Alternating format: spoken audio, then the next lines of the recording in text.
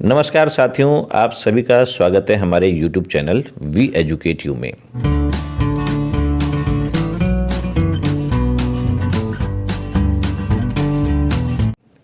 क्या केंद्र सरकार वास्तव में ही पुरानी पेंशन योजना को पुनः बहाल करने जा रही है या फिर केवल ये एक चुनावी स्टंट है जो कि विभिन्न सोशल मीडिया के माध्यम से एनपीएस से आच्छादित शिक्षकों एवं कर्मचारियों की सहानुभूति बटोरने का कार्य कर रहा है?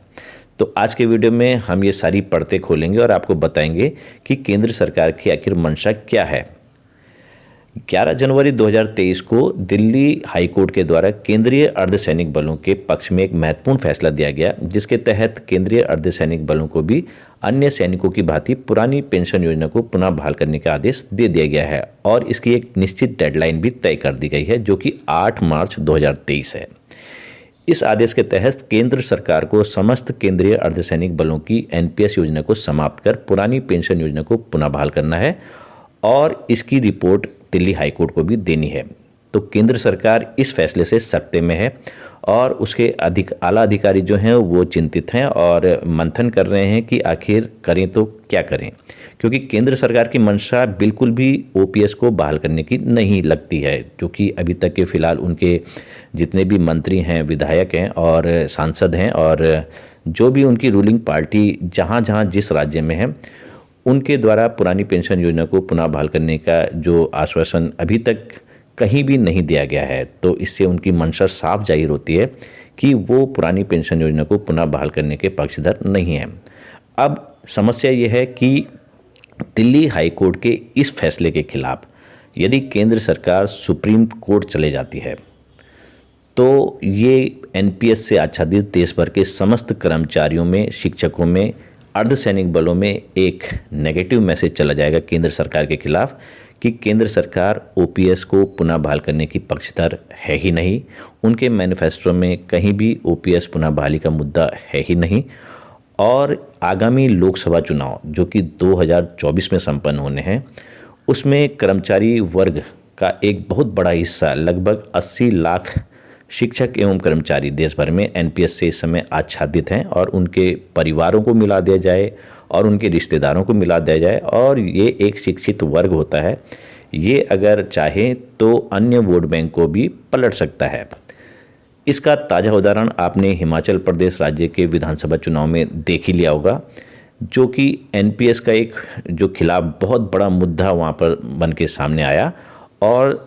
इसका जो रिजल्ट सामने आया उसमें कांग्रेस गवर्नमेंट ने सफलता हासिल की और इस समय वर्तमान में कांग्रेस गवर्नमेंट वहाँ रूलिंग पार्टी के रूप में उभर के सामने आ गई है। तो इस मुद्दे को हल्के में अब केंद्र सरकार को बिल्कुल भी नहीं लेना चाहिए, क्योंकि पहले के समय में, अभी कुछ समय पहले, कुछ सालों पहले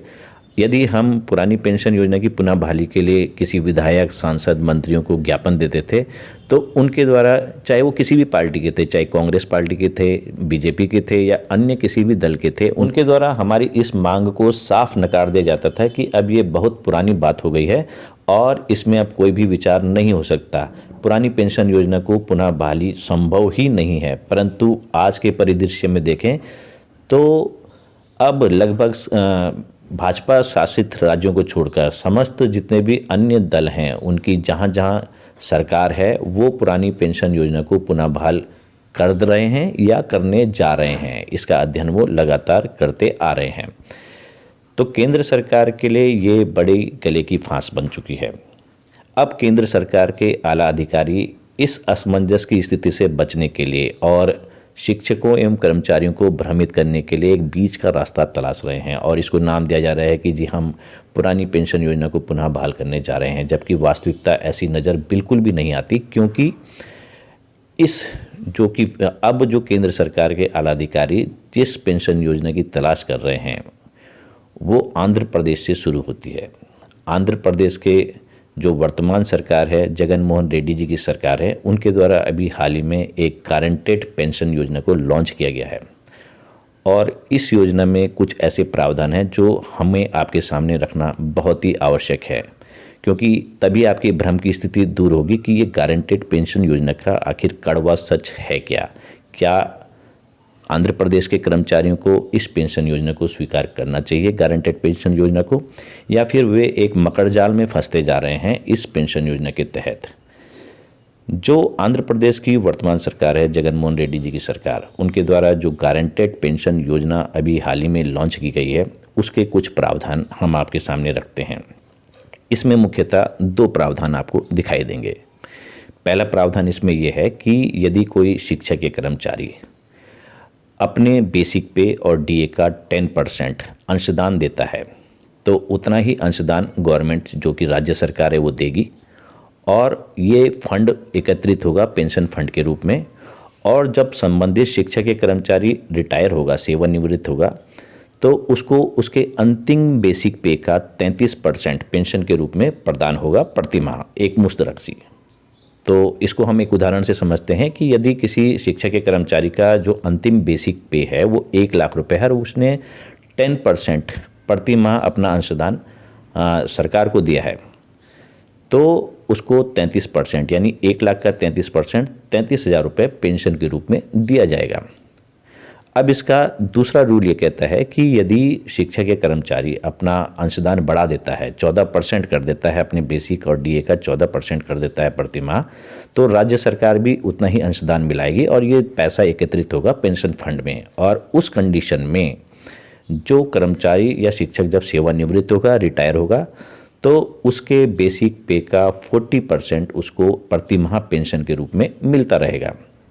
अब मान लिया कि कर्मचारी या शिक्षक का अंतिम बेसिक पे 1 लाख रुपए है, तो उसका 40%, यदि उसने 14% प्रति माह अपने बेसिक प्लस डीए का 14% अंशदान दिया है, तो 40% 1 लाख का 40,000 रुपये उसको पेंशन मिलती रहेगी। यहाँ तक बात ठीक है, सभी कर्मचारी वर्ग इससे भी खुश हो जाएंगे कि ये 40,000 33,000 रुपये प्रति माह हमें मिलती रह रही है। परंतु अब हम इसके कुछ नेगेटिव पॉइंट भी आपको बता देते हैं।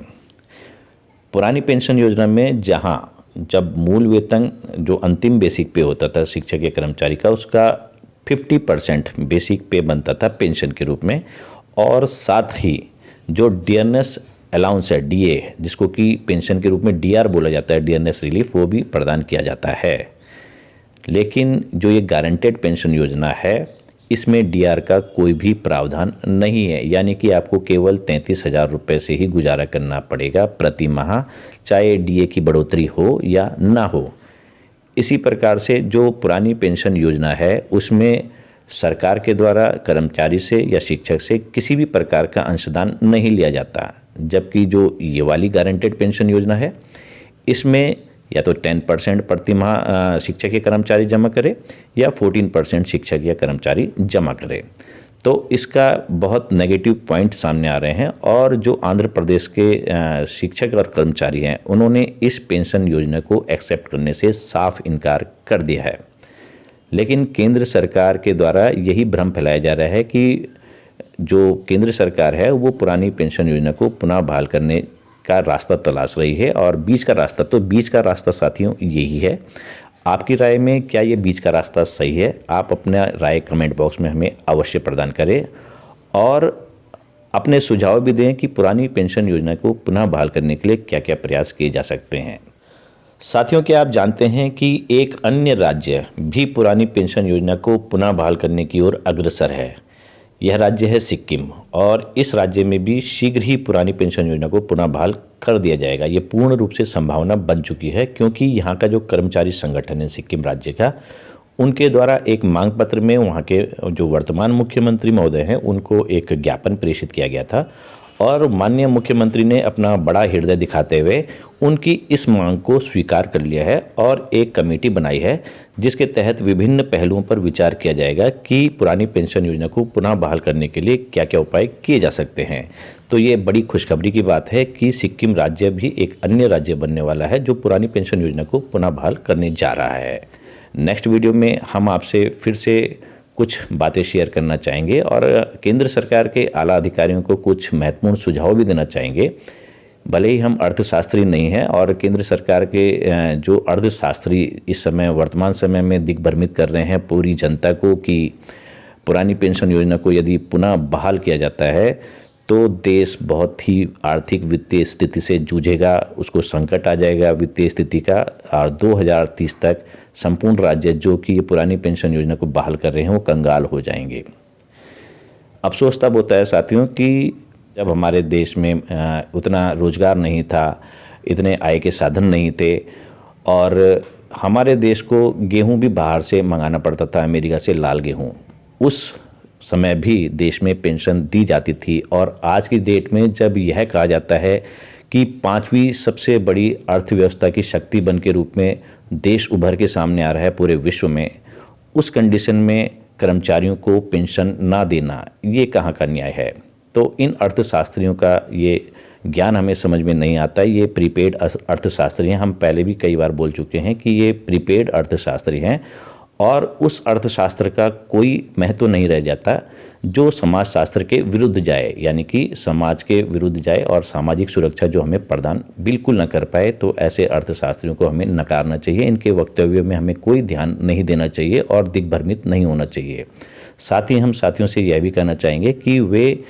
अलग अलग संगठनों से लड़ाई न लड़ें, बल्कि एकजुट होकर एक मंच के तले, एक बैनर के तले संगठित होकर पुरानी पेंशन योजना की लड़ाई लड़ेंगे तो हमारी ये मुहिम रंग लाएगी। इसके उदाहरण आप अन्य राज्यों में भी देख चुके हैं और जैसे जैसे ये समय आ रहा है लोकसभा चुनाव का, इसके बाद कई राज्यों में अभी विधानसभा चुनाव हाल ही में होने हैं, तो इसके इफेक्ट अब दिखने लगे हैं और ये मुद्दा अब कोई का मुद्दा नहीं है, ये एक भारी भरकम मुद्दा है और चुनाव में इसका भरपूर उपयोग किया जा रहा है विभिन्न राजनीतिक दलों के द्वारा। तो आज के वीडियो में इतना ही। नेक्स्ट वीडियो में हम आपसे जल्द मिलेंगे, तब तक के लिए धन्यवाद।